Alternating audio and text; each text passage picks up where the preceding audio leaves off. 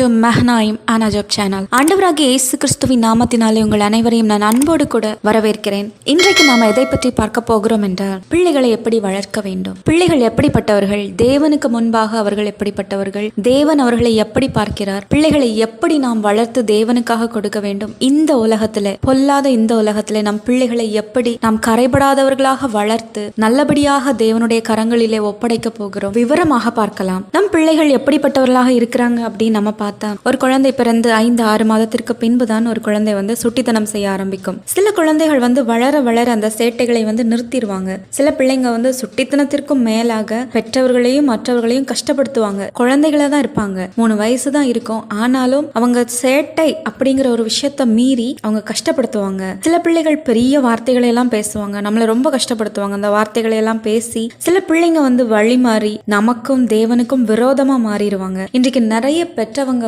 குழந்தையா இருக்கிற வரைக்கும் எந்த ஒரு பிள்ளைகளை பற்றியும் குறை சொல்ல மாட்டாங்க.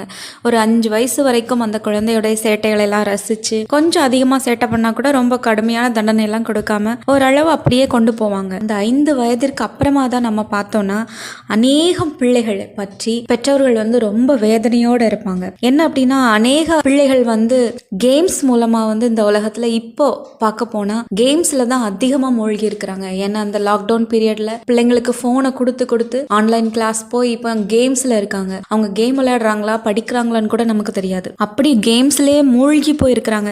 அப்படி கேம் விளையாடி நம்ம மத்தியில நிறைய பிள்ளைங்களை நம்ம பார்க்கிறோம். அந்த கேம்ஸ் அவங்க மைண்டுக்குள்ள போய் அவங்க ஆக்ஷன்ஸ் எல்லாமே அந்த கேம் மாதிரியே அவங்க ரியாக்ட் பண்றாங்க.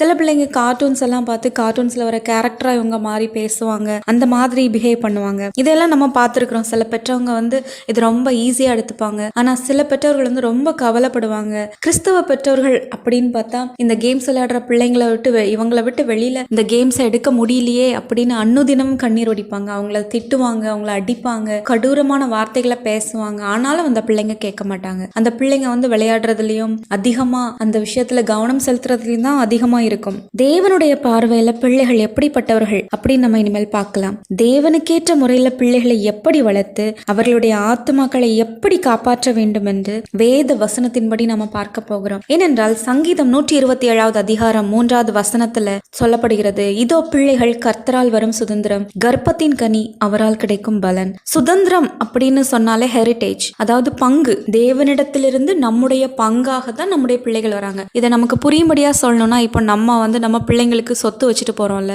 இப்போ நம்மளுடைய பெற்றோர்கள் நமக்கு சொத்துகள் தருவாங்க. அவங்களுடைய வாரிசு அப்படிங்கிற முறையில நமக்கு சொத்துக்கள் தருவாங்க. அந்த மாதிரி தேவனுடைய வாரிசு, அதாவது தேவனுடைய சாயலால் உண்டாக்கப்பட்ட நமக்கு தேவன் நமக்கு சொத்துக்களாக, இது அவரை அறிந்திருந்தாலும் சரி அவரை அறியாமல் இருந்தாலும் சரி எல்லாருக்கும் கொடுக்கப்படுகிற சமமான ஒரு விஷயம்தான் குழந்தைகள். தேவனை அறிந்தவர்களுக்கு மட்டும்தான் ஒரு குழந்தை கொடுக்கறது இல்ல, எல்லாருக்குமே. எப்படி மழையும் வெயிலும் சமமாக பகிர்ந்தளிக்கப்படுகிறதோ அது மாதிரியே இந்த பிள்ளைகளையும் கர்த்தர் எல்லாருக்கும் சுதந்திரமாக கொடுக்கிறார். அந்த சுதந்திரம் எப்படி அந்த பெற்றவர்கள் பார்க்கறாங்க, எப்படி வளர்க்கிறாங்க, அதை பற்றி தான் நம்ம இனிமேல் பார்க்க போகிறோம். நீதிமொழிகள் 22வது அதிகாரம் 6வது வசனத்துல சொல்லப்பட்டிருக்கிறது, பிள்ளையானவன் நடக்க வேண்டிய வழியிலே அவனை நடத்து, அவன் முதிர் வயதிலும் அதை விடாதிருப்பான். ஒவ்வொரு பிள்ளைங்களும் ஒவ்வொரு வித்தியாசமான கேரக்டர்ஸா இருப்பாங்க. அவர்களை எப்படி நடத்த வேண்டும் என்கிற ரகசியம் எந்த பெற்றோருக்கும் தெரியாது. அப்படி தெரிந்திருந்தால் நம்ம சைக்காட்ரிஸ்ட போக மாட்டோம். நம்ம சின்ன குழந்தைங்களை கூட்டிட்டு மனநல மருத்துவர்கிட்ட போய் நம்ம ஆலோசனை கேட்கிறோம். பெற்ற நமக்கே தெரியாது, வளர்க்கிற நமக்கு தெரியாது. ஆனா ஒரு டாக்டர் நமக்கு அட்வைஸ் பண்றாங்கன்னா, அப்போ கண்டிப்பா நம்முடைய பிள்ளைகளை நமக்கு தந்த ஜீவனுள்ள தேவனாகிய கர்த்தருக்கு மட்டும்தான் தெரியும் அந்த ரகசியம். ஒரு பிள்ளையை எப்படி வளர்க்கணும், எப்படி நடத்தினால் எப்படி வளருவான், அவன் எப்படி நல்ல முறையில வளருவான் அப்படிங்கிற ரகசியம் அவருக்கு தான் தெரியும். ஒரு குழந்தைய 5 வயதுக்குள்ள நீங்க கட்டுப்படுத்தி உங்க பேச்சை நீங்க கேட்க வச்சிட்டீங்கன்னா உங்களை பத்தி பிரச்சனையே இல்லை. 50 வயதானாலும் உங்க பிள்ளை உங்க கண்ட்ரோல்ல இருக்கும். ஆனா ஒரு குழந்தை 5 வயது வரைக்கும் உங்க கண்ட்ரோல்ல வராம, அந்த 5 வயது வரைக்கும் நீங்க சொல்றதை கேட்காம பிடிவாதத்தோட தன்னுடைய இஷ்டப்படி நடக்கிற பிள்ளைகள் 50 வயதானாலும் அப்படிதான் இருப்பாங்க. அதனாலதான் நமக்கு ஒரு பழமொழி சொல்லியிருக்காங்க இல்லையா, 5ல விளையாதது 50ல விளையாது. என்னதான் நீங்க பாடாப்படுத்தினாலும் 5 வயதுக்குள்ள உங்கள் பிள்ளைகளை உங்க சொற்படி கேட்க வைங்க. 50 வயது வரைக்கும் அதை கைவிடவே மாட்டாங்க. ஏனென்றால் 5 வயது வரைக்கும் பிள்ளைகள் உங்களுடைய முழு கண்ட்ரோல்ல இருப்பாங்க. அவங்களுக்கு எல்லாமே நீங்களா தான் இருப்பீங்க. அவங்க உங்களை தான் பாக்குறாங்க. இந்த உலகத்துல போகிறதற்கு முன்பாக அவங்க உங்களை தான் அதிகமா பாக்குறாங்க. அப்படி இருக்கும் பொழுது நீங்க எப்படி நடக்கிறீங்களோ, உங்ககிட்ட உங்க பிள்ளைங்க எப்படி இருக்கிறாங்களோ அப்படியே அவங்க 5 வயது வரைக்கும் உங்க கண்ட்ரோல்ல, உங்க மேல பாசமா, அன்பா, உங்க மேல கேரா அப்படி இருந்தாங்கன்னா 50 வயது இல்ல அதுக்கு மேல வயதானாலும் உங்க பிள்ளைகள் உங்களை மதித்து உங்களை பாசமா கடைசி வரைக்கும் நடத்துவாங்க. 5 வயது வரைக்கும் ஒரு குழந்தை தேவனுக்கு கீழ்ப்படிந்து அவருடைய வார்த்தைகளை எல்லாம் மனதுல வைத்துக்கொண்டு அதன்படி செய்ய ஆரம்பிக்கும் போது 50 வயதானாலும் அந்த பிள்ளை வளர்ந்தாலும் அந்த பிள்ளை தேவனுக்கு கீழ்ப்படிந்த பிள்ளையா தான் இருக்கும். கொலோசையர் 3வது அதிகாரம் 20-21 நம்ம வாசிச்சோம்னா, பிதாக்களே உங்கள் பிள்ளைகள் திடனற்று போகாதபடி அவர்களுக்கு கோபம் ஊட்டாதிருங்கள். கொலோசையர் 3வது அதிகாரம் 20-21 நம்ம வாசிக்கலாம். அதுல என்ன வாசிக்கிறோம் அப்படின்னா, பிள்ளைகள் எப்படி இருக்கணும், பிதாக்கள் பிள்ளைகளிடத்துல எப்படி இருக்கணும், பிதாக்களே உங்கள் பிள்ளைகள் திடனற்று போகாதபடி அவர்களுக்கு கோபம் ஊட்டாதிருங்கள்னு போடப்பட்டிருக்கிறது. பிள்ளைகளே உங்கள் பெற்றோருக்கு எல்லா காரியத்திலும் கீழ்ப்படியுங்கள், இது கர்த்தருக்கு பிரியமானது. பிள்ளைகள் எல்லா காரியத்திலும் பெற்றோர்களுக்கு கீழ்ப்பட்டு இருக்கணும். ஒரு பிள்ளை மேஜர் ஆகிற வரைக்கும், தான் சுயமா ஒரு முடிவெடுக்கிற வயது வரைக்கும், அது வரைக்கும் பெற்றோர்களுக்கு எல்லா விஷயத்திலும் கீழ்ப்பட்டு இருக்க வேண்டும். இது தேவனுக்கு பிரியமானது மட்டுமல்ல, தேவனுக்கு முன்பாக நீதியுள்ள ஒரு காரியம். இன்றைக்கு அநேகம் பெற்றோர்கள் செய்கிற தவறு இதுதான்.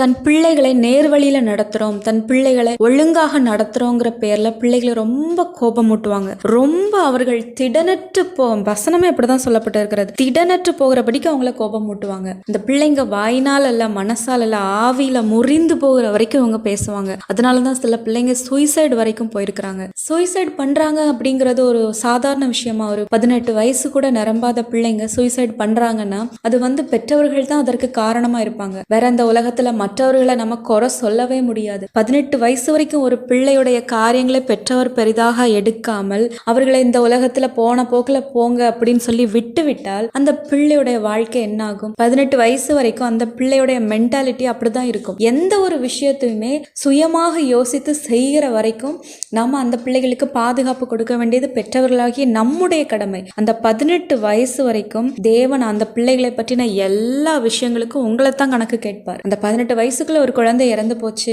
அப்படின்னு சொன்னா அந்த குழந்தைக்கு பதில் கொடுக்க வேண்டியது நீங்களா தான் இருக்கும். ஏனென்றால் எல்லாருக்குமே குறிப்பிட்ட ஒரு வயதுல தேவன் நன்மை தீமை முன்னாடி வைப்பார். அந்த நன்மை தீமையில எந்த விஷயத்தை நாம் தெரிந்து கொள்றோமோ அதன் போக்குல விட்டு விடுவார். அப்படி அந்த பிள்ளை நன்மை தீமை அப்படிங்கிற ஒரு விஷயத்தை தெரிந்து கொள்ளுகிற வரைக்கும் அந்த பிள்ளைகளுக்கு நாம் தான் பக்கபலமா இருக்கணும். ஆமா, இன்றைக்கு நாம் என்ன பண்ணிட்டு இருக்கோம்? நம்ம பிள்ளைகளை எப்படி நடத்துறோம்? ஒரு பெண்ணா இருக்கட்டும், ஒரு ஆணா இருக்கட்டும், ஒரு வாலிப பிள்ளைகளா இருக்கட்டும், இந்த வாலிப வயதுல இந்த டீனேஜ் பருவம் அப்படிங்கிற சொல்றாங்கல்ல, அந்த பருவத்துல ஃப்ரெண்ட்ஷிப்பா பேசினா கூட சில பெற்றவங்க அந்த பிள்ளைங்களை தவறா பார்க்கறாங்க. அப்படின்னா என்ன அர்த்தம்னா, அந்த பிள்ளைகளை அந்த பெற்றவர்கள் புரிந்து கொள்ளலன்னு தான் அர்த்தம். அதனாலதான் தன் பிள்ளைகள் மேல இருக்கிற நம்பிக்கையில தான் ஒரு பெற்றவர்கள் பிஹேவ் பண்ணுவாங்க. தன் பிள்ளைகள் மேல எவ்வளவு நம்பிக்கை வச்சிருக்கிறாங்க அப்படின்னு தெரியணும்னா இவங்க நண்பர்கள் கிட்ட அவங்களுடைய பெற்றோர்களை பற்றி கேட்டாலே போதும். இப்போ உங்க பிள்ளையோட ஃப்ரெண்டு கிட்ட உங்களை பத்தி கேட்டா போதும், நீங்க எப்படிப்பட்டவங்கன்னு. ஏன்னா அந்த பிள்ளை கிட்ட உங்களுடைய பிள்ளை உங்களை விட அதிகமா ஒரு ஃப்ரெண்டு கிட்ட தான் எல்லா விஷயத்தையும் ஷேர் பண்ணும். அப்படின்னா நீங்க எப்படிப்பட்டவங்கன்னு தெரிஞ்சுக்கணும்னா உங்க பிள்ளையோட ஃப்ரெண்டு கிட்ட போய் கேட்டா போதும். அந்த மாதிரி நம் பிள்ளைகளை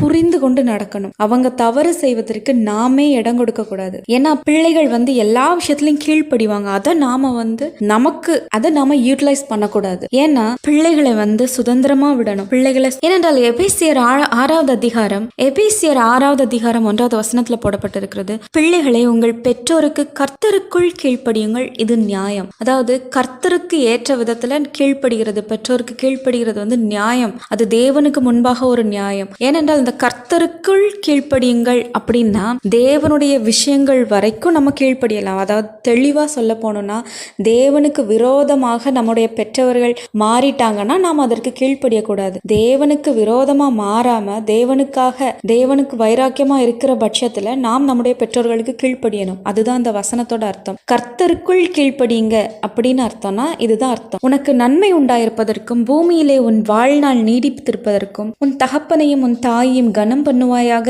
என்பதை வாக்குத்தத்தம் உள்ள முதலாம் கற்பனையா இருக்கிறது. நாம் குழந்தையா இருக்கிறோம், குழந்தையிலிருந்து ஒரு பிள்ளையாக வளர்கிறோம், பிள்ளைகளாக வளர்ந்து வாலிப பருவத்தை எட்டுகிறோம், பின்பு திருமணம் செய்கிறோம், குழந்தை பெற்றுக்கொள்கிறோம், பேரன் பேத்தி எடுக்கிறோம்.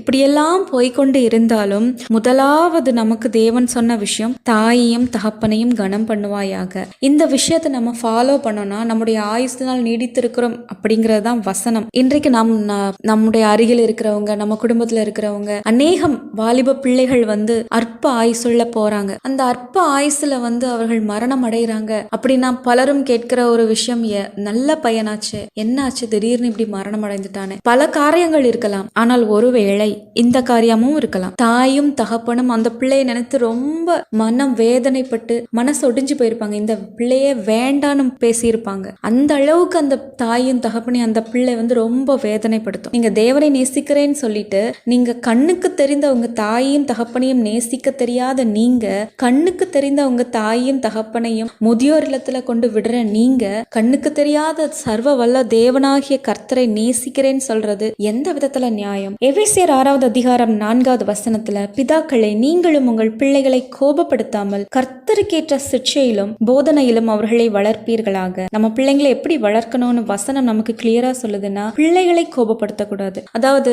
இந்த சின்ன குழந்தைங்களை பற்றி மனநல மருத்துவர்கள் என்ன சொல்றாங்க அப்படின்னா, ஒரு பிள்ளை அந்த குழந்தை சடனா ஏதாவது ஒரு தப்பு பண்ணிட்டு ஏதாவது ஒரு விஷயம் மிஸ்டேக் பண்ணிருச்சு அப்படின்னா நம்ம உடனே ரியாக்ட் பண்ணக்கூடாதான். நம்ம அப்படி ரியாக்ட் பண்ணிட்டோம்னா அந்த குழந்தையோட மனசுல அது ஆழமா பதிந்துரும். அப்போ ஒரு விதமான பயத்தினாலே அந்த பிள்ளைங்க அந்த மாதிரி நிறைய விஷயங்கள் செய்வாங்க. ஆனா நம்ம எந்த வித ரியாக்ஷனும் காட்டாம ஒரு 10 நிமிஷத்துக்கு அப்புறம் அந்த விஷயத்தை பத்தி நாம பொறுமையா சொல்லி கொடுத்தோமானா அந்த பிள்ளைகள் அந்த இருதயத்துல நம்ம மேல அன்போடு நம்ம கிட்ட இன்னும் அதிகமாய் நெருக்கம் காட்டுவாங்கன்னு இந்த மனநல மருத்துவர்கள் சொல்றாங்க. நீதிமொழிகள் 29வது அதிகாரம் 17வது வசனத்துல, உன் மகனை சிட்சை செய், அவன் உனக்கு ஆறுதல் செய்வான், உன் ஆத்மாவுக்கு ஆனந்தத்தையும் உண்டாக்குவான். செல்லம் கொடுத்து கெட்டு போகிற பிள்ளைகளை கண்டிப்பா அவமானம் தான் கொண்டு விடுவார்கள். செல்லம்ங்கிற விஷயம் எது வரைக்கும் அப்படின்னு சொன்னா அவங்க குழந்தைங்களா இருக்கிற வரைக்கும் தான்.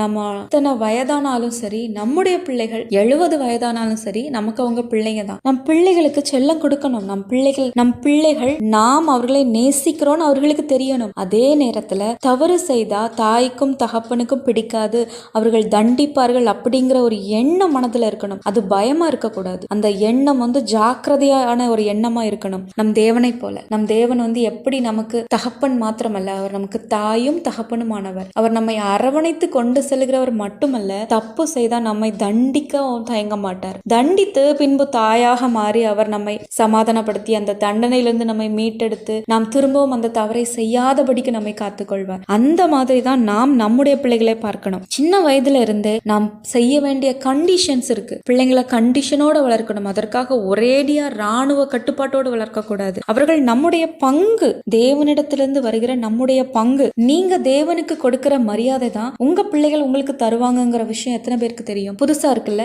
நம் பெற்றோராகிய நாம் பிள்ளைகள் உருவான உடனே இருவரும் வயிற்றுல கை வைத்து உங்களுக்கும் உங்க பிள்ளைகளுக்கும் இருக்கிற பாரம்பரியம், அந்த உறவு, அந்த உணர்வு, இதை எத்தனை பேர் நீங்க வயிற்றுல கை வைத்து நீங்க துண்டிச்சிருக்கீங்க? தேவனோட நீங்க அந்த பிள்ளையை இணைத்திருக்கிறீங்க. புதுசா கேள்விப்படுறீங்கல்ல. நிறைய பேர் இதை ஏற்றுக்கொள்ள மனதில்லாமல் இருந்தால் நீங்க தயவு செஞ்சு இதை கேட்காதீங்க. ஏனென்றால் தேவனுக்கு ஏற்றபடி பிள்ளைகளை எப்படி வளர்க்கணும் அப்படிங்கிற விஷயத்தை தான் நான் இந்த செய்தியில நான் கொடுக்குறேன். எப்படின்னா, சில நேரத்துல உங்க பிள்ளைகள் நீங்க எந்த தவறும் செய்யாத பட்சத்துல, எந்த ஒரு காரியமும் செய்யாத பட்சத்துல உங்ககிட்ட ரொம்ப கோபத்தை காட்டுவாங்க. உங்க பிள்ளைகள் உங்களிடத்துல விலகி இருப்பாங்க. உங்க பிள்ளைகள் ஒரு விதமான வெறுப்பை உங்களிடத்துல காட்டுவாங்க. ஏன்னு யோசிச்சிருக்கீங்களா? நீங்க அவர்களை அதிகமாய் நேசிப்பீங்க, ஆனா அவர்களோ உங்களிடத்துல இருந்து தூரமா இருப்பாங்க. நல்லா யோசிச்சு பாருங்க. நீங்களும் தேவனும் எப்படி இருக்கிறீங்கன்னு. நீங்களும் தேவனும் எப்படியான உறவில இருக்கிறீங்க அப்படின்னு நீங்க கண்டுபிடிச்சீங்கன்னா உங்க பிள்ளை ஏன் உங்ககிட்ட இருந்து விலகி இருக்குது நீங்க கண்டுபிடிப்பீங்க. ஏனென்றால் தேவனுக்கு ஒரு குணம் இருக்கு. என்னன்னா, அவரவருக்கு வந்தாதான் தெரியும் தலைவலியும் காய்ச்சலும். இது தேவனுக்கும் தெரியும். என்னதான் நம்ம நான் உங்க பாரத்தை ஏற்றுக்கொள்ளுகிறேன் ஆண்டவரே, உங்க கஷ்டத்துக்காக ஜபிக்கிற ஆண்டவரே, அந்த பிள்ளைகளுக்காக ஜபிக்கிறேன், அதெல்லாம் சொன்னாலும் நீங்க அவருக்கு கொடுக்கிற கஷ்டங்களோட வலி அவர் உங்களுக்கு எப்படி காட்டுவார் தெரியுமா? இந்த மாதிரியா தான் காட்டுவார். நீங்க அவரை மதிக்கல, பின்ன உங்க பிள்ளை உங்களை ஏன் மதிக்கணும்? நீங்க அவர் சொல்ல கேட்கல, பின்ன உங்க பிள்ளைய உங்க சொல்ல கேட்கணும். நீங்க அவருடைய வார்த்தைக்கு கீழ்ப்படியல, உங்க பிள்ளைய உங்க வார்த்தைக்கு கீழ்ப்படியணும். நீங்க அவர் சொன்ன செயலை செய்யும்படிக்கு, அவர் சொன்னதை செய்யும்படிக்கு நீங்க அவர் முன்பு வரல, உங்க பிள்ளையா நீங்க சொன்னதை செய்யணும். லாஜிக் கரெக்டா வருது இல்ல? இதுதான் ஆக்சுவலான விஷயம். சில பெற்றோர்களுக்கு இது தெரியாது. என் பிள்ளை நான் ரொம்ப நேசிக்கிறேன், என் பிள்ளை எனக்கு அப்படி பிடிக்கும், என் உயிர், அதெல்லாம் சொல்லுவாங்க. ஆனா பிள்ளைகளோ மற்றவர்களுடைய அன்பை புரிந்து கொள்வாங்க, கூட இருக்கிறவங்களுடைய அன்பையெல்லாம் புரிந்து கொள்வாங்க. ஆனால் தன் சொந்த தாய் தகப்பனுடைய அன்பை புரிந்து கொள்ள மாட்டாங்க. இது ஏன் உங்களுக்கு புரிஞ்சிருக்கா இப்போ? ஏனென்றால் நீங்க தேவனிடத்துல எப்படி காட்டுறீங்களோ அது உங்களுக்கு தெரியணும்னா உங்க பிள்ளை உங்ககிட்ட காட்டினாதான் உங்களுக்கு தெரியும். ஒரு தகப்பனுடைய இருதயம், ஒரு தாயின் இருதயம் எப்படி இருக்கும்? அவர் அப்படிப்பட்டவர் தானே. அவர் அவர் தாயும் தகப்பனுமானவர். அவர் எப்படி வேதனைப்படுறாருங்கிறத நீங்க புரிஞ்சுக்கணும்னா உங்களுக்கு அந்த வேதனை வந்தாதான் தெரியும். இன்றைக்கும் நீங்க பலர் இன்றைக்கு உங்க பிள்ளைகளை நினைத்து வேதனைப்பட்டு கொண்டு இருக்கீங்களா? நீங்க எவ்வளவோ நேசிக்கிறீங்க, ஆனா உங்க பிள்ளையோ தவறான பாதையில போய் தவறான நண்பர்களோடு தவறான காரியத்துல ஈடுபட்டு தேவனுக்கும் உங்களுக்கும் விரோதமாக இருக்காங்கன்னு நினைக்கிறீங்களா? முதல்ல உங்க பாதையை செவ்வாய்ப்படுத்துங்க. முதல்ல நீங்களும் தேவனும் இருக்கிற அந்த உறவை சரிப்படுத்துங்க, சீர்படுத்துங்க. அப்படி நீங்க செய்கிற பட்சத்துல உங்க பிள்ளை நிச்சயமாக உங்களை தேடி வரும். வயிற்றுல ஒரு பெண் தன் குழந்தையை சுமக்கிறாள் அப்படின்னா எல்லாரும் அதை சாப்பிடு இது சாப்பிடு அந்த விஷயத்த தான் சொல்லி கொடுப்பாங்க. சாப்பிடுற விஷயம் எப்படி இருக்கணுங்கிற விஷயம். ஆனா ஒரு தாய்க்கும் ஒரு பிள்ளைக்குமான ஒரு உறவு எப்படிப்பட்டது அப்படின்னு தேவனுக்கு மட்டும்தான் தெரியும். ஏனென்றால் அந்த உறவை உருவாக்கி கொடுத்தவரே அவர் தானே, அவருக்கு தான் தெரியும். அதுவும் இல்லாம ஒரு பிள்ளை வயிற்றில் இருக்கும் பொழுதே அந்த தாய் தகப்பனுடைய சகல காரியங்களையும் உள்ள வைத்துதான் அந்த பிள்ளை பிறக்குது. எல்லாவற்றையும் தனக்குள்ள வைத்து எல்லா குணாதிசயங்கள் எல்லா நிறைகள் குறைகள் எல்லாவற்றையும் அந்த பிள்ளைக்குள்ளாக வைத்துதான் அந்த பிள்ளை பிறக்குது. அப்படி இருக்கிற பட்சத்துல பாரம்பரியம் வரும், பரம்பரை சாபம் வரும். இந்த விஷயங்கள் எல்லாம் இந்த பிள்ளைகளை தொடரணுமா? நாம் ஏன் அந்த பிள்ளைகள் பிறந்து வளர்ந்து சிலர் சொல்லுவாங்க, நான் நல்லா இருக்கிறேன், என் மனைவி நல்லா இருக்கிறார், ஆனா எனக்கு பிறந்த பிள்ளையோ இவ்வளோ கஷ்டப்படுது, என் பிள்ளைக்கு பிசாசு பிடித்திருக்கிறது, என் பிள்ளை இந்த நோயில இருக்குது, என் பிள்ளை அந்த கஷ்டத்துல இருக்குது. இதெல்லாம் நீங்க சொல்றீங்க. இதற்கான ரீசன் என்ன தெரியுமா? உங்க பிள்ளை அந்த பரம்பரை சாபத்தை சுமந்து கொண்டு பிறந்ததுதான். உங்க பிள்ளை உங்கள் மனைவியுடைய அந்த பரம்பரை காரியங்கள், அந்த பாரம்பரியத்தை சுமந்து பிறந்ததுதான் அந்த பிள்ளையுடைய தவறு. என்னன்னா ஒரு தாயும் தகப்பனும், அதாவது ஒரு பிள்ளை வயிற்றில இருக்கும் பொழுது அந்த தாயும் தகப்பனும் என்ன பண்ணணும் அப்படின்னா வயிற்றில கை வைத்து நீங்க தினம் தேவனுக்கு முன்பாக நீங்க சொல்லணும். எப்படின்னா, தேவனே கர்த்தாவே, எங்களுடைய சாபம், எங்களுடைய வழி சாபங்கள், கஷ்டங்கள், நஷ்டங்கள் எல்லா காரியங்களும் எங்களோடு முடிஞ்சிருச்சு. உங்க ரத்தத்தை நாங்க விசுவாசிச்சு எடுத்திருக்கோம் ஆண்டவரே. எங்க சரீரத்துல ஓடுற ரத்தம் உங்க ரத்தம்னா இந்த பிள்ளை எங்க ரத்தம் கிடையாது, இது உம்முடைய ரத்தம், இது பரலோக வித்து அப்படின்னு நீங்க சொல்லணும். எங்களுக்கும் இந்த பிள்ளைக்கும் இருக்கிற இந்த பாரம்பரியத்தை நான் துண்டிக்கிறேன். எனக்கும் இந்த பிள்ளைக்கும் நடுவுல இருக்கிற அந்த பாரம்பரிய காரியங்களை நான் துண்டிக்கிறேன். பரம்பரை சாபத்தை நான் துண்டிக்கிறேன். பரம்பரை நோய்களை நான் துண்டிக்கிறேன் அப்படின்னு நீங்க வாயினால அறிக்கை செய்து தினமும் ஜெபிக்கணும். இது சாதாரணமா ஒரு வாய்ப்பேச்சான ஒரு விஷயம் கிடையாது. இது நடந்த காரியம்.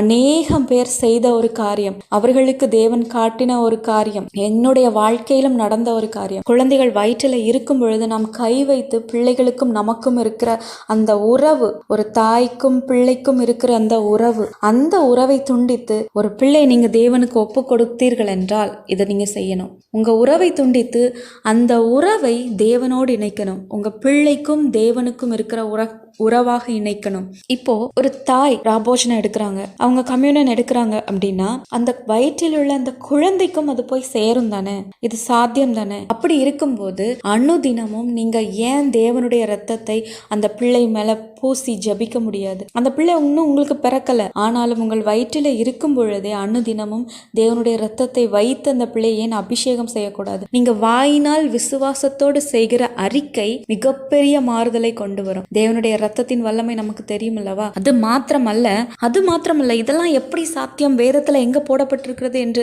சில அஞ்ஞானிகள் தேடுவாங்க. வசனம் எங்க சொல்லப்பட்டிருக்கிறது? அன்றைக்கு மரியாளுடைய வாழ்த்துதல் சத்தத்தை கேட்ட உடனே எலிசபெத் வயிற்றில இருக்கிற யோவான் என்ன செய்தார்? துள்ளி குதித்தார் பரிசுத்த ஆவியினாலே. ஒரு வயிற்றில் இருக்கிற குழந்தை நிரப்பப்படுமா? அப்படி என்றால் நிரப்பப்படும் அப்படிங்கிறதுக்கு யோவான் ஞாபகம் தான் ஒரு சாட்சி. அப்படியானால் இனி வரப்போகிற இந்த பொல்லாத உலகத்துல, இந்த கடைசி கால சந்ததி, இந்த சந்ததியில தேவன் சின்ன பிள்ளைகளை எல்லாரும் எடுத்து பயன்படுத்த போகிறார். அப்படிப்பட்ட பிள்ளைகளை நாம் தேவனுக்கு கொடுக்க வேண்டுமானால் முதலாவது நமக்கும் தேவனுக்கும் இருக்கிற உறவை நாம் அறிந்து கொள்ளணும். இரண்டாவது, நமக்கும் அந்த பிள்ளைக்கும் இருக்கிற உறவை துண்டித்து அந்த பிள்ளையை நாம் தேவனோடு இணைக்கணும். அந்த பிள்ளையை நாம் தேவனோடு இணைக்கும் பொழுது அந்த பிள்ளையை தேவன் எடுத்து பயன்படுத்துவார். வார்த்தைக்கு வார்த்தை சிலர் சொல்லுவாங்க, இது என்னுடைய பிள்ளை, என்னுடைய பிள்ளை, என்னுடைய பிள்ளை. நீங்க சொன்னாலும் சொல்லாவிட்டாலும் அது உங்களுடைய பிள்ளை தான். ஆனா நீங்க அந்த விஷயத்த சொல்லி பெருமைப்படாதீங்க. என்னுடைய பிள்ளைன்னு நீங்க சொல்லி சந்தோஷப்படுறதை விட இது உம்முடைய பிள்ளை ஆண்டவரே, இது உங்க பிள்ளை ஏசப்பா, இது உம்முடைய வித்து, உம்முடைய ரத்தம் அப்படி நீங்க சொல்லி பாருங்க.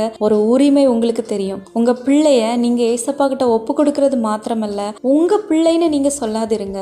ஏசப்பா இது உம்முடைய பிள்ளைன்னு சொல்லி பாருங்க. கண்டிப்பா நீங்க சொல்லும் பொழுதே அற்புதம் நடக்கும். நீங்க உம்முடைய பிள்ளைன்னு ஜபிக்கும் பொழுது, உம்முடைய பிள்ளைன்னு தேவனிடத்துல சொல்லும் போது நீங்க ஒரு உரிமை கோர்றீங்க. இது உங்க பிள்ளை, நீங்க தான் பார்க்கணும், நீங்க தான் செய்யணும்னு ஒரு உரிமை கோர்றீங்க. உரிமையோடு கேட்கும் பொழுது தேவன் எந்த விதத்திலும் உங்களுக்கு அந்த பதிலை கொடுக்காம இருக்க மாட்டார். சில பெற்றோர்கள் இருக்காங்க, எதுக்கெடுத்தாலும் அவர்கள் அந்த பிள்ளைகளை தன்னை சார்ந்துதான் வாழ வைப்பாங்க. நான் எப்போ உன் கூடவே இருப்பேன், நான் எப்போ உன் கூடவே இருப்பேன், நீ கவலைப்படாத, நான் எப்போ உன் கூடவே இருப்பேங்கிற ஒரு தவறான நம்பிக்கை கொடுக்குறாங்க. அப்படி கொடுக்க கூடாது. நாம் எப்பவும் அவங்களோட இருக்க மாட்டோங்கிற விஷயத்த முதலாவது நீங்க ஏற்றுக்கொள்ளுங்க. இப்ப தாயானாலும் சரி, தகப்பனானாலும் சரி, இந்த உலகத்துல ஒரு பிள்ளை பிறந்தால் தாயும் தகப்பனும் எப்பொழுது வேண்டுமானாலும் அந்த பிள்ளை விட்டு போகலாம். அதனால நாம் வாழ்ந்து கொண்டிருக்கிற இந்த நாட்களிலேயே அவர்களோடு இருக்கும் பொழுதே நாம் அவர்களை நம்மை சார்ந்து வாழ வைக்க கூடாது, தேவனை சார்ந்து வாழ வைக்கணும். அவர்களுடைய காரியங்களில சின்ன சின்ன விஷயங்கள்ல கூட நம் தேவனை அவர்களிடத்துல உட்புகுத்தணும். பாரு, உனக்கு ஏசப்பா இந்த உதவி செய்வாங்க, ஏசப்பா உன்னோட இருக்கிறாங்க, ஏசப்பா தாவீது கூட இருந்தாங்க, யோசேப்பு கூட இருந்தாங்க, இப்படி எல்லாம் சொல்லி கொடுத்து அந்த பிள்ளைகளை விசுவாசத்துல நாம் முதலாவது வளர்க்கணும். நீங்க அந்த பிள்ளைகளை உங்களை சார்ந்து வாழ வைக்கும் போது ரொம்ப கஷ்டப்படும் பின்னாட்கள் அந்த பிள்ளைங்க. அப்படி கஷ்டப்பட்ட எத்தனையோ பேரை நான் என் வாழ்க்கையில நான் பார்த்திருக்கிறேன். தேவனோடு நீங்க வாழ்ந்த ஒரு வாழ்க்கைய முதலாவது உங்க பிள்ளைகளுக்கு சாட்சியாக சொல்லுங்க. எத்தனை பேர் இதை நீங்க செஞ்சிருக்கிறீங்க? உங்க பிள்ளைங்களை தொந்தரவு பண்றாங்கன்னு சொல்லி சும்மா டிவி பார்க்க விடுறது, சும்மா போனு கொடுத்து விளையாடுறது, இதெல்லாம் நீங்க பண்ணாம உங்க பிள்ளைங்க கிட்ட தேவன் உங்களுக்கு செஞ்ச அற்புதங்களை எல்லாம் ரொம்ப சந்தோஷமா உங்களால உங்க பிள்ளைங்க கிட்ட சாட்சியா சொல்ல முடியுமா? அப்படிப்பட்ட உறவு உங்களுக்கு உங்க பிள்ளைங்களுக்கு நடுவில் இருக்கிறதா? தேவன் இதை விரும்புகிறாருங்கிற விஷயம் உங்களுக்கு தெரியுமா? எப்படின்னா, ஆண்டவர் அன்றைக்கு இஸ்ரவேல் ஜனங்கள் இடத்துல சொல்லுகிறார், ஒவ்வொரு பண்டிகையும் கொண்டாட சொல்லிட்டு சொல்லுகிறார், இந்த பண்டிகை ஏன் கொண்டாடுறீங்கன்னு பின் நாட்கள்ல உன் தலைமுறைகள் உள்ள பிள்ளை கேட்டா, நீ இந்த காரணத்தை சொல்லி என் மகிமையை வெளிப்படுத்து, என் அன்பை சொல்லிக் கொடு, நான் எப்படி உங்களை பலத்த கையோடு நான் இஸ்ரவேல் புத்திரராகிய உங்களை எகிப்திலிருந்து கூட்டிட்டு வந்தேன்னு சொல்லிக் கொடுன்னு தான் சொன்னாரு தேவன். அல்லாம தேவன் வேற ஏதாவது சொல்லி கொடுத்தாரா? அப்படி இல்ல. நாம் இன்றைக்கு நம்முடைய பிள்ளைகள் இடத்துல என்ன சொல்லி கொடுக்கிறோம்? அப்பா கிட்ட நிறைய பணம் இருக்குடா, அப்பாட்ட நிறைய கார் இருக்கு, நிறைய அது இருக்கு, இது இருக்கு, இப்படி சொல்லி கொடுத்து வளர்க்குறோமா? இல்ல, நான் ஒன்றுமே இல்லை. அன்றைக்கு யாக்கோபு பாருங்க, பார்வோனுக்கு முன்னாடி பார்வோன் கேட்கிறாரு, உமக்கு வயது எத்தனை அப்படின்னு கேட்கும்போது, நான் அந்நியனும் பரதேசியுமாய் சஞ்சரித்த நாட்கள் இப்படி அப்படின்ட்டு சொல்றாரு பார்வோன். இத்தனை பேர் இன்னைக்கு கோடீஸ்வரங்களா நீங்க இருந்தாலும் உங்க பிள்ளைகளிடத்துல உங்களால தாழ்த்த முடியுமா? சில பெற்றவங்க பிள்ளைகளை பார்த்து பேசுவாங்க, நீ எவ்வளவுதான் சம்பாதிச்சாலும் என்னை விட அதிகமா உன்னால ஒன்றும் பண்ண முடியாது, என்னை விட அதிகமா உன்னால ஒரு பைசா கூட சம்பாதிக்க முடியாது, எனக்கு கீழே தான் நீ இருப்ப. இதுதான் இன்றைக்குள்ள பெற்றவர்களுடைய நிலைமை. ஆனால் தேவனாகிய கர்த்தர், ஆண்டவராகிய இயேசு கிறிஸ்து, அவர் அன்றைக்கு வாழ்ந்த காலத்துல அவர் செய்யாத அற்புதங்களே கிடையாது. ஆனாலும் அவருடைய சீஷர்கள் இடத்துல பரலோகத்துக்கு போவதுக்கு முன்னாடி ஒரு விஷயம் சொன்னார். என்ன தெரியுமா? என்னை விசுவாசிக்கிறவன் என்னை காட்டிலும் மேலான காரியங்களை செய்வான், அவரை காட்டிலும் மேலான காரியங்களை செய்வார் அப்படின்னு யார் சொன்னார் தெரியுமா? மனுஷங்க சொல்லல. பாருங்க, சர்வ வல்லவராகி ஆண்டவராகி இயேசு கிறிஸ்து செய்யாத அற்புதங்கள் ஏதாவது உண்டா? அவர் எல்லா அற்புதத்தையும் செஞ்சுட்டார். மரித்தவனை உயிரோடு எழுப்பினார். உடனே மரித்து போன ஒருவனையும் உயிரோடு எழுப்பினார். 4 நாள் கழித்து லாசருவையும் உயிரோடு எழுப்பினார். யோசிச்சு பாருங்க, இன்னைக்கு எத்தனை பேர் நாம இந்த மாதிரி அற்புதங்களை கேள்விப்பட்டிருக்கோம்? கேள்விப்பட்டது கூட கிடையாது. ஆனா ஆண்டவர் அன்றைக்கு சொன்னார், என்னை விசுவாசிக்கிறவன் என்னை காட்டிலும் மேலான காரியங்களை செய்வான், இதை விடையும் பெரிதான அற்புதங்களை செய்வான்னு ஆண்டவராகிய இயேசு கிறிஸ்து அன்றைக்கு சொன்னார். இது நம்ம எத்தனை பேர் விசுவாசிக்கிறோம்? ஆண்டவராகிய இயேசு கிறிஸ்துவை எனக்கு ரொம்ப பிடித்ததான ஒரு காரியம் அதுதான். என்னன்னா, அவர்கிட்ட இருக்கிற அவரோட கேரக்டர் என்ன தெரியுமா? யாராவது போய் அவர்கிட்ட நின்னா அவர் என்ன பார்ப்பார் அவங்க கிட்ட அப்படின்னா, அந்த மனிதனை இந்த மனிதனாக பார். இப்போ நான் போய் நின்னா அவர் என்ன தான் பார்ப்பார், நீங்க போய் நின்னா அவர் உங்களை தான் பார்ப்பார். ஆனா ஒருத்தரை நாம பார்க்கும் பொழுது நம்மை வைத்து அவர்களை எடை போடுவோம். ஆனா தேவன் அப்படி பண்ண மாட்டார். தேவன் நம்மை கண்டால் அவரை வைத்து நம்ம எடை போட மாட்டாரு, நம்மை நம்மளாக பார்ப்பார். நம்மை அப்படியே பார்த்து நம்மை அப்படியே ஏற்றுக்கொள்வார். நம்மை பார்த்து என்னுடைய மகிமைக்கு இவன் எப்படிப்பட்டவன் அவர் யோசிச்சார்னா நம்மெல்லாம் ஏமாத்திரம். ஆனா அவர் என்னைக்குமே அப்படி யோசிக்கல. அவர் ஒரு மனிதனிட்ட இருக்கிற குறைய அப்படியே ஏத்துக்கிட்டார். அப்படியே அவனை ஏற்றுக்கொண்டு அதற்கப்புறம் தான் வழி நடத்துறார். ஆனா நாம இன்றைக்கு என்ன பண்றோம் அப்படின்னா, ஒருவரை பார்த்தால் நம்மிடத்துல இருக்கிற காரியங்களை வைத்து நம்மை வைத்து அவங்கள எடை போடுவோம். நம்மளால செய்ய முடிகிற விஷயங்களை வைத்து அவங்களால செய்ய முடியும், நம்மளே முடிவு பண்ணுவோம். அவங்களால முடியாதுன்னு நமக்கு யோசிக்க கூட முடியாது. ஆனால் தேவன் அப்படி கிடையாது. அவர் அன்றைக்கு அப்படி எல்லாரையும் புரிந்து கொண்டவராக இருந்ததுனாலதான் அநேகம் பேர் அன்றைக்கு அவரிடத்துல அன்பு வைத்தாங்க. அவரிடத்துல விசுவாசம் வைக்கிறது அப்பத்துக்காக வந்தது, இதெல்லாம் 2வது பட்சம் தான். ஆனா அவரை நேசித்து அவரோடு இருந்தவர்கள் ஒரு கூட்டத்துல இருந்தாங்க. ஒரு கூட்டம் பேர் அவரை நேசித்து, ஏனென்றால் அவங்க அதை உணர்ந்தாங்க, அவரிடத்துல எந்த ஒரு குறையும் யாராலும் சொல்ல முடியாது. நீங்க கிறிஸ்தவம் அப்படிங்கிற ஒரு விஷயத்தை வச்சு பேசுறீங்க, ஆனா கிறிஸ்துவை வைத்து யாரும் குறை சொல்ல முடியாது. கிறிஸ்துவுடைய சுபாவம், அவருடைய கேரக்டர் இந்த உலகத்துல இனிமேலும் ஒரு மனிதன் அப்படி ஒரு பிறக்க போறதும் கிடையாது, வரப்போறதும் கிடையாது. கிறிஸ்து மட்டும்தான். அன்னாளை பற்றி நாம வாசிச்சிருக்கிறோம் வேதத்துல. 1 சாமுவேல்ல நம்ம வாசிச்சோம்னா, அன்னாள் தேவனிடத்துல போய் கேட்டு விண்ணப்பம் பண்றாங்க. அந்த குழந்தைக்காக விண்ணப்பம் பண்ணும் பொழுது அன்னாள் ஒரு விண்ணப்பம் பண்றாங்க, பொருத்தனை பண்றாங்க. நீங்க எனக்கு ஒரு பையனை தந்தா நான் உங்களுக்கு தருவேன் ஊழியத்துக்குன்னு சொல்லிட்டு. அதே மாதிரி தேவன் ஒரு குழந்தையை கொடுக்கிற. பால் மறந்ததுக்கு அப்புறம் கிட்டத்தட்ட ஒரு 3 வயசு 4 வயசு அப்பதான் குழந்தை பால் மறக்கும். அந்த வயதுல கொண்டு போய் அவங்க தேவாலயத்துல விடுறாங்க. ஆனா இன்றைக்கு 30 வயதானாலும் நாம் ஊழியத்திற்கு என்று ஒப்பு கொடுத்த பிள்ளைகளை நாம் தேவனுக்கு கொடுக்க மாட்டோம். ரொம்ப நன்றி உள்ளவர்கள் நாம, நன்றி கட்டவர்கள் தான் நாம. 3 வயதுல தேவனை நம்பி அவர் கொடுத்த அந்த வாக்குத்தத்தத்தை, அவர் கொடுத்த அந்த தலைமுறையை தேவனுக்கென்று கொடுத்த அன்னாலை இங்க 40 வயதானாலும் தேவனுக்கென்று ஒப்பு கொடுத்த பிள்ளைகளை தேவனுக்கு கொடுக்காமல் நாம் அனுபவித்துக் கொண்டிருக்கிற நாம் எங்க? யோசிச்சு பாருங்க. தேவனுக்கென்று கொடுப்பேன்னு, ஊழியத்திற்கென்று கொடுப்பேன் என்று நீங்க பொருத்தனை பண்ணி அந்த பிள்ளையை தேவனுக்கு கொடுக்கவில்லை என்றால் நிச்சயமாக அந்த பிள்ளையை சாத்தான் தான் எடுத்து உபயோகப்படுத்துவான். ஏன் தெரியுமா? குறிப்பிட்ட வயதுல அந்த பிள்ளை தேவனுக்கென்று ஊழியத்திற்கு வரலைன்னா, இந்த பூமியில் அந்த பையன் இருக்கிற வரைக்கும், அந்த பிள்ளை இருக்கிற வரைக்கும் அந்த பிள்ளை சாத்தான் கையில தான் இருக்கும். ஏனென்றால் அந்த பிள்ளை கையில கொடுக்கப்பட்ட அந்த ஊழியத்தின் பாத்திரம் தேவன் எடுத்துக்கொள்வார், அந்த பிள்ளையோ கைவிடப்படுவார். அநேகம் பிள்ளைகள், வாலிப பிள்ளைகள் மரணத்திற்கு பாத்திரங்களாக அவர்கள் போறாங்க. ஏன் தெரியுமா?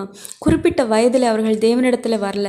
ஏனென்றால் பெற்றோர்களாகிய நாம் அவர்களுக்கு சொல்லிக் கொடுக்கல. நீ தேவனுக்கென்று ஒப்பு கொடுக்கப்பட்ட ஒரு பிள்ளை, நீ தேவன் தந்த பிள்ளை, நான் தேவனுக்கென்று கேட்டேன், நீ தேவன் எனக்கு தந்த பிள்ளை, நீ அவருக்கு தான் ஊழியம் செய்யணும். சின்ன வயசுல இருந்தே அந்த பிள்ளைக்கு நீங்க சொல்லிக் கொடுத்தா அந்த பிள்ளை குறிப்பிட்ட வயதிலே தேவனுக்கு முன்பாக ஊழியக்காரனாக நிற்பான். அதில் எந்த ஒரு சந்தேகமும் கிடையாது. அப்படி இல்லாம அந்த பிள்ளை வளரும் போது அந்த பிள்ளையுடைய நன்மையில நீங்க அதிகமாய் திருப்தி கொண்டவர்களாக அந்த பிள்ளை வேலை செய்ய ஆரம்பிக்கும் போது, இவனை தேவனுக்கு என்று ஒப்பு கொடுத்தால் நமக்கு இந்த நன்மை கிடைக்காது, நாம் எப்படி வாழ்வோம் என்று உங்க சுயநலத்துக்காக அந்த பிள்ளையை நீங்க தேவனிடத்திலிருந்து பிரித்து எடுக்கும் போது தேவன் அந்த பிள்ளையை கைவிடுவார். சில சமயங்கள்ல அந்த பிள்ளை விசுவாசத்துல தேவனிடத்துல வரும் பொழுது அந்த பிள்ளை தேவனுக்காக எடுத்து பயன்படுத்தப்படும். ஆனால் தேவனுக்கென்று அந்த பிள்ளை வராமல் இந்த உலக காரியங்கள்ல போனா நிச்சயமாக 100% அந்த பிள்ளை சாத்தானால் வளர்க்கப்படும், சாத்தானால் வஞ்சிக்கப்படும், உங்களிடத்திலிருந்து நிரந்தரமாக எடுத்துக்கொள்ளப்படும். இன்றைக்கு நீங்க உங்க பிள்ளை உங்களை விட்டு போனதை நினைத்து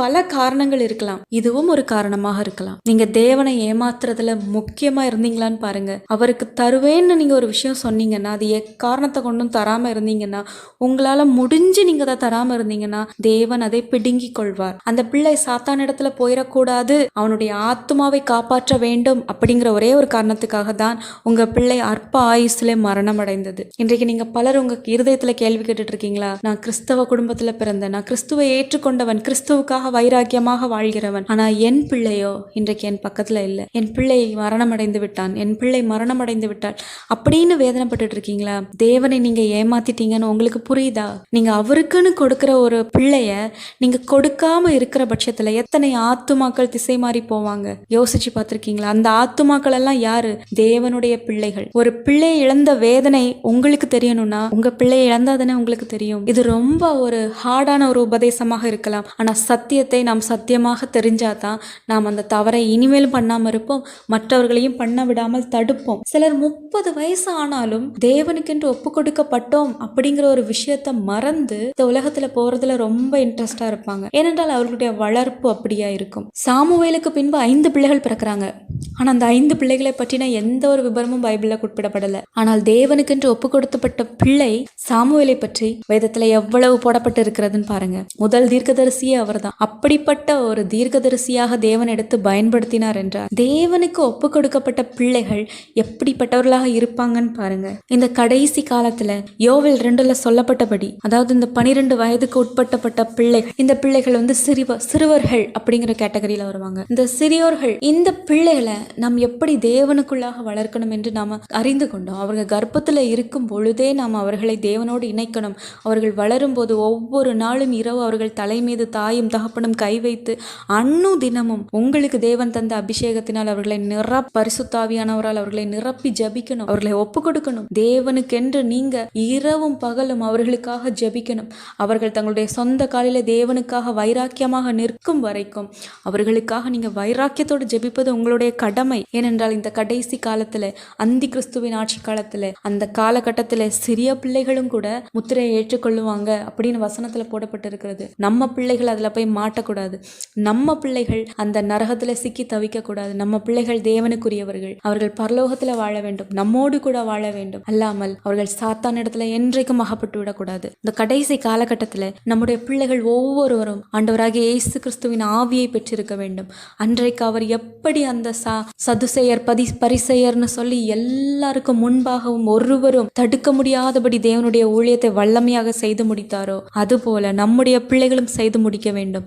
அப்படி செய்து முடிக்க வேண்டுமானால் அவர்கள் ஆவியில வளர வேண்டும். அவர்கள் ஆவியில வளர வேண்டுமானால் நீங்கள் பெற்றவர்களாகிய நாம் அதற்கு உறுதுணையாக நிற்க வேண்டும். உறுதுணையாக நின்று அந்த பிள்ளைகளை நாம் நன்றியோடு கூட நம் தேவனுக்கு நாம் கொடுப்போம். தேவனுடைய நாமத்தை அந்த பிள்ளைகள் மகிமைப்படுத்த வேண்டும் என்பதே நம்முடைய விருப்பம் என்பதை தேவனுக்கு நாம் வெளிப்படுத்துவோம். இந்த உலகத்துல இருக்கிற பொல்லாத காரியங்களில நம் பிள்ளைகள் வீழ்ந்து விடாதபடி, இந்த பொல்லாத கேம்ஸ், இந்த பொல்லாத காரியங்கள், இந்த விஷயத்துல எல்லாம் நம்முடைய பிள்ளைகள் விழுந்து போகாதபடிக்கு நம்முடைய பிள்ளைகளுடைய ஆத்துமாக்களை காக்கும் பொறுப்பை தேவன் நமக்கு தான் தந்திருக்கிறார். எந்த தூதர்களுக்கும் கொடுக்கல, பெற்றவர்களாகிய நமக்கு தான் முதலாவது தந்திருக்கிறார். அவர் எந்த தூதர்ட்டையும் போய் கணக்கு கேட்க மாட்டார். அந்த பிள்ளைக்கான கணக்கை நாம் தான் கொடுக்கணும் தேவனிடத்துல.